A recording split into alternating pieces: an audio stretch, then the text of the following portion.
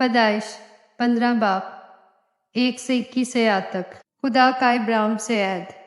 ان باتوں کے بعد خداوند کا کلام رویا میں ابراہیم پر نازل ہوا اور اس نے فرمایا، اے ابراہیم تو مت ڈر، میں تیری سپر اور تیرا بہت بڑا اجر ہوں۔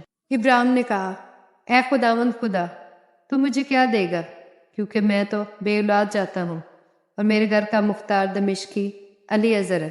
پھر ابراہیم نے کہا، دیکھ تو نے مجھے کوئی اولاد نہیں دی، اور دیکھ میرا خانہ ذات میرا وارث ہوگا۔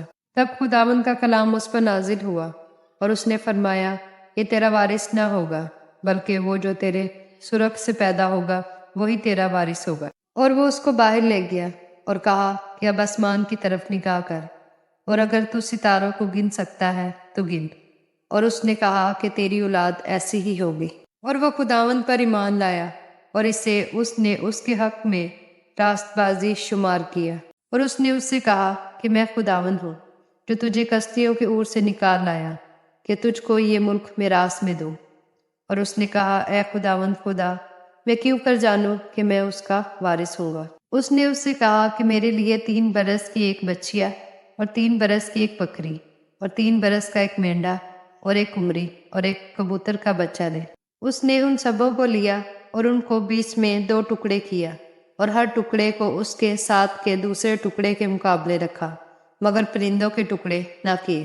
تب شکاری پرندے ان ٹکڑوں پر چپٹنے لگے، پر ابراہیم ان کو ہنکاتا رہا۔ سورج ڈوبتے وقت ابراہیم پر گہری نیند غالب ہوئی، اور دیکھو ایک بڑی ہولناک تاریکی اس پر چھا گئی۔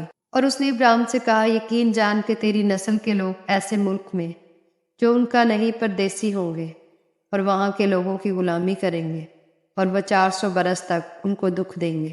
لیکن میں اس قوم کی عدالت کروں گا جس کی وہ غلامی کریں گے، اور بعد میں وہ بڑی دولت لے کر وہاں سے نکل آئیں گے۔ تو صحیح سلامت اپنے باپ دادا سے جا ملے گا اور نہایت پیری میں دفن ہوگا، اور وہ چوتھی پشت میں یہاں لوٹ آئیں گے، کیونکہ اموریوں کے گناہ اب تک پورے نہیں ہوئے۔